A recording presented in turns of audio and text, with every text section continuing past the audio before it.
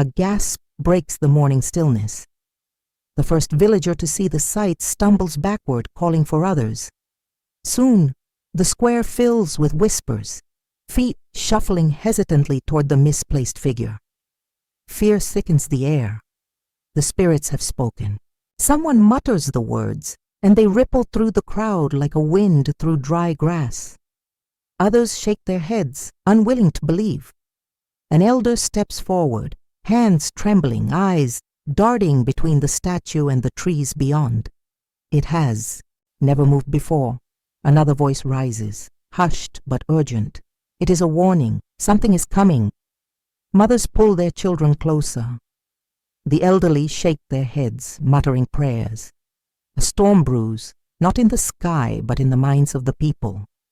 Staff strikes the ground, and silence follows. This is no accident. The spirits demand a response. Elder Kofi's voice booms with authority. He points a finger towards the forest. The ancestors have seen something we have not. We must act before it is too late.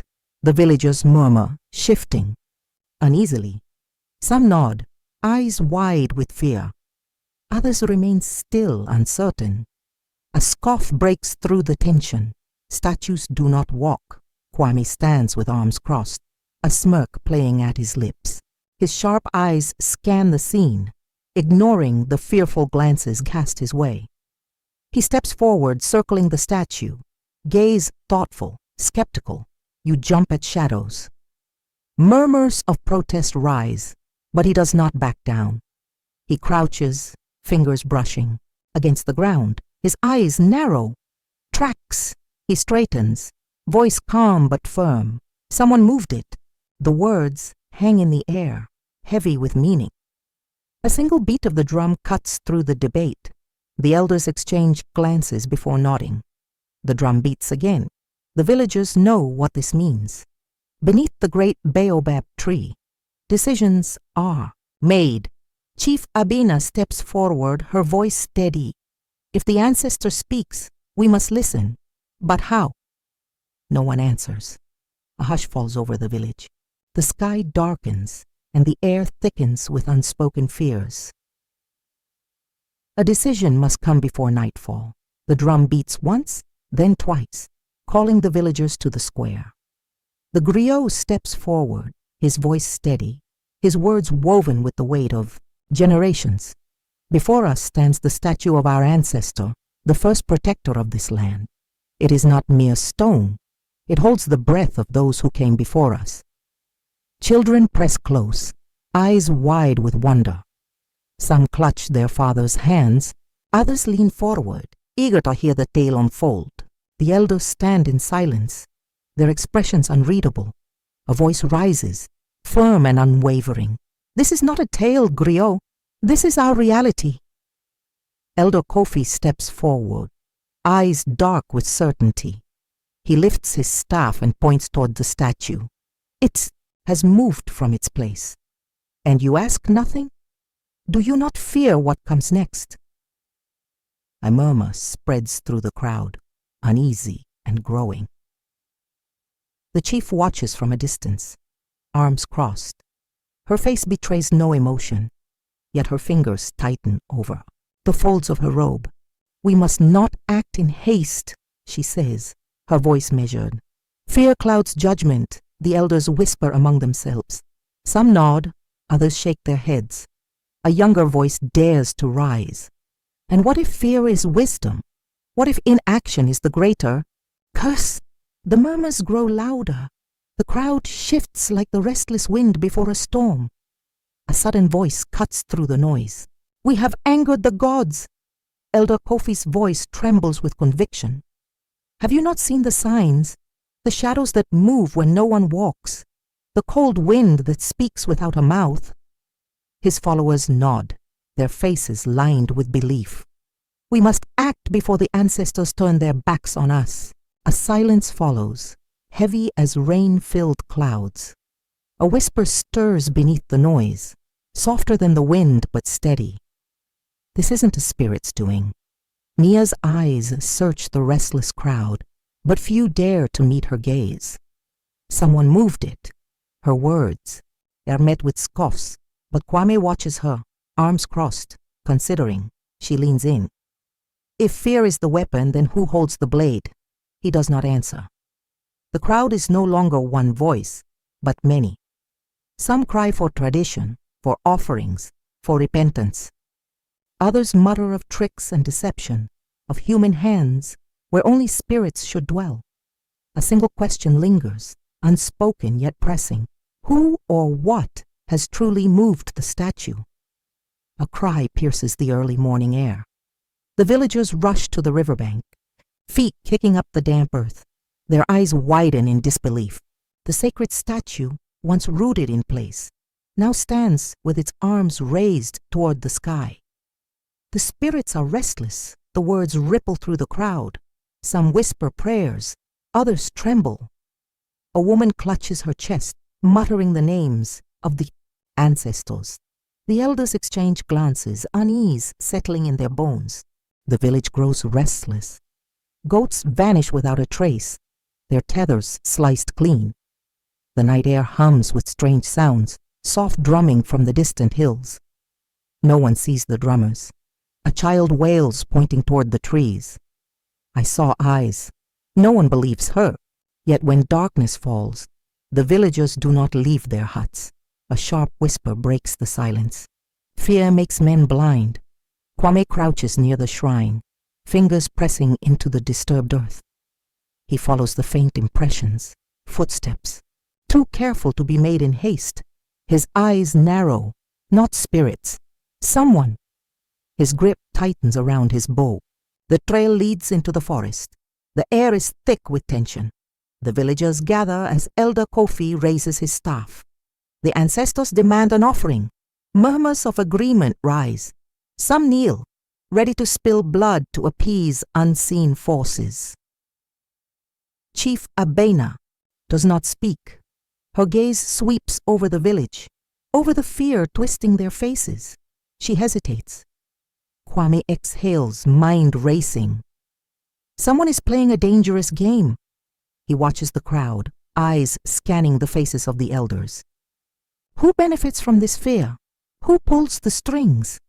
The timing is too precise, the pattern too deliberate. He turns to the shrine. If the answer lies anywhere, it is there. Nia's voice is urgent. I found something. Beneath the shrine, the dust is thick, untouched for generations. A hidden chamber yawns before them. A single scroll rests in its heart, forbidden, forgotten. She unrolls it with trembling hands. The truth spills from the parchment. This isn't about spirits. It's about power. The script reveals an old betrayal, a history erased from memory, an ancestor deceived, a village manipulated before. The past is repeating itself. Kwame's breath is slow, controlled, but his pulse quickens. He and Nia exchange a look. They are in grave danger now. The drums roar, sending deep vibrations through the ground. The villagers press close, eyes flickering, between the shrine and the flames licking the night sky. Torches crackle, casting long shadows. The elders stand firm, faces grim. A blade rises, gleaming in the firelight. The gods demand blood. Some gasp. Others bow their heads in blind devotion. A chant begins, low, rhythmic, rising like the wind before a storm. Breathless, feet pounding against the earth. Two figures race through the darkness. We have to stop this. A scroll flutters in trembling hands, the ink barely visible in the dim light. Truth lies within the parchment. Lies, written over generations, now poised to claim another victim. The shrine looms ahead. The dagger is descending. A single voice shatters the ritual. Stop! You are being deceived! Gasps ripple through the crowd. The blade hovers mid-air. Ears dart to the scroll, now thrust forward. Words, hidden beneath dust and time, reveal the deception. The statue's movements were staged. Fear was crafted, not summoned. A murmur swells, confusion giving way to realization. Faces turn, searching, some in anger, some in shame. A staff slams into the ground. You question the ancestors? The air thickens. Elder Kofi's face is set in fury, his followers tightening their circle around him. The spirit spoke through the signs. The villagers waver, caught between the old ways and the unveiled truth. A chasm opens between them, unseen yet vast. The tension crackles like fire on dry grass. This will not be won with words. The torches flicker then die. A wind howls, colder than the night. The statue trembles. Stone grinds against stone. A whisper coils through the air. You dare spill innocent blood in my name? A scream pierces the silence. Chaos erupts. Some fall to their knees, wailing prayers. Others stumble backward, tripping over their own fear. Lies, trickery, a desperate voice, shaking with rage. A figure lunges, blade flashing. A sharp gasp, then silence. Someone falls. The dust settles. The sky lightens, washing away the night's terror. Smoke rises from dying embers. The shrine stands unchanged, yet different. The villagers are still, and this ends today. A voice breaks the quiet, steady and firm. We will rebuild. The truth stands revealed. But faith, once shaken, does not mend so easily. A murmur spreads through the village, hushed but heavy. Some stand, in silence, eyes fixed on the fallen. Others whisper, their voices laced with uncertainty. The spirits do not forget. Elder Kofi's followers huddle together, their faces dark with disbelief. Some shake their heads. Some refuse to meet the eyes of those around them. It was all a trick. Then why did the statue move? No answer comes. The village is no longer one voice, but many. The unity they once shared now hangs in the air like smoke from a dying fire. A staff strikes the earth, and the whispers fade. Enough. This must end. The chief's gaze sweeps across the villagers, the weight of her words settling upon them. The silence deepens. She turns to the deceivers, the ones who had crafted fear into power. You have broken the trust of your people. A pause lingers. The choice must be made. Retribution or mercy. Division or unity. But this village will not be torn apart by shadows and lies. The decision is made. Two figures stand apart from the rest, watching. Did we do the right thing? The question hangs between them. Eyes scan the crowd, the quiet grief, the uncertain glances, the faces still clinging to what they once believed. Fear is a powerful tool, a slow breath. A glance at the broken remains of the night before. It will rise again. The truth stands, but truth alone does not always heal.